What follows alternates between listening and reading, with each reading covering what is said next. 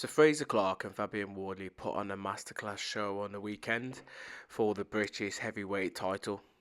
And my thoughts are now, what next for Frazer Clarke? So Frazer Clarke is the older man compared to him and Fabio Wardley, but he has a lot of pedigree behind him, and it was a good performance for someone who hasn't taken on anyone at the professional game in terms of where Fabio Wardley is in his career to date. Um, and this, hopefully, going forward, is going to put Frazer Clarke in good stead because he held his own with the current British heavyweight champion and someone who is ranked in quite a lot of the governing bodies in the top 15. And he had to dig deep in this fight. It was a tough fight for Frazer Clarke. He took some big shots throughout the whole fight, not just, in certain rounds, throughout the whole fight. And at times, he looked like the man who was potentially going to get knocked out. But in the earlier rounds, and to be fair, towards the end of the latter part of the fight, he obviously came into his own and he kind of established a little bit of dominance, and mainly with his jab. His jab caused Fabio Wardley a lot of trouble throughout the whole fight, and it was quite evident with the amount of blood that was pouring from his nose from round 2, 3 onwards, because that's pretty much when the cut opened up. And there was one point in the fight where the referee even had to stop and ask the doctors to check the cut to see that Fabio Wardley was okay enough pretty much to carry on. So yeah, it was a good, tough fight for both of these guys. And at the end of the fight, Frazer Clarke was literally out on his feet. He couldn't hardly stand, and it was for his if it wasn't for his corners cornermen telling him to get up on his feet. Who knows what the judges may have scored in the end, but the scores were very close. 114, 113 to Fabio Wardley, 115, 112 to Clarke, and then 113 apiece from one of the other judges. So it was a split decision draw. Now, going forward, I would pretty much like Frazer Clarke to continue taking on good, credible British fighters amongst and around his current rankings. And there's a few who he could potentially go up against.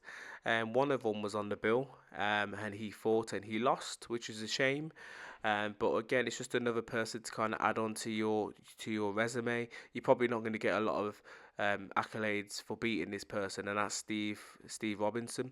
And the reason is because you need to be active in this heavyweight game, and if he could take on someone like him, get a couple of rounds out of it, maybe look destructive, fair dues, and then maybe take on probably one of Fabio Wardley's previous opponents, David Adelaide. I'm not sure what he is doing at this moment in time, but if he takes on someone like Adelaide, who is ranked according to BoxRec in the top 10 heavyweights in Britain at the minute, then you could beat him and just add him to the name as well. And all it is at this pretty much moment in time is adding decent opponents to your resume before taking on the more durable opponents and better heavyweights in the world, such as, we've got a gatekeeper in our British mist at the minute, like someone like a Derek Chisora, who would be a good fight for someone like a Frazer Clarke, is because Derek Chisora's tough, he's game, and he brings everything into the fight that he always attends, and so that would be a tough fight for him.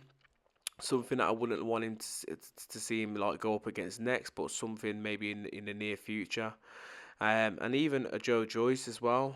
Joe Joyce didn't look too exciting in his last fight, so that's another person who, depending on how he progresses going forward, that could maybe be a fight that he could potentially look to try and take on in the latter parts or towards the end of his career, or towards the end of Joe Joyce's career, just depending, because Frazer Clarke isn't particularly young, so he kind of has to get a move on. But as I said, he showed good pedigree in terms of his boxing ability in this fight. He just probably needs to work on his stamina a little bit more, because he was gassing from round 4, 5 onwards, which means that as he takes on the better and more credible opponents in the heavyweight game, he could potentially come unstuck because he nearly got stopped on multiple occasions from Fabio Wardley. But as I said, it's about building at this stage, and it's about getting some good names on your record. And if he could try and clear up some of these other British heavyweight contenders, such as like your Adelaide and Solomon Dakers and Johnny Fisher, maybe take on your veterans like your Dev Chisora before taking on more of a credible opponent like Joe Joyce or Dillian White, and then progress on to Daniel Dubois before taking on some other global heavyweights, then he's going to do well for himself. But he has to get a move on because he's not, as I said, he's not young. Time's not on his side, and if he wants to try and win a world title, then he has to take on some big names. But I feel that him and Fabio Wardley are far off the world scene at this particular moment in time. They need more good, good, tough, rugged opponents on their record, and they need that experience before taking on the likes of like your Usyks, Furies, and AJ's. They're just not on that level at this moment in time. But anyway, guys, let me know your thoughts, and as always, please subscribe. Bless.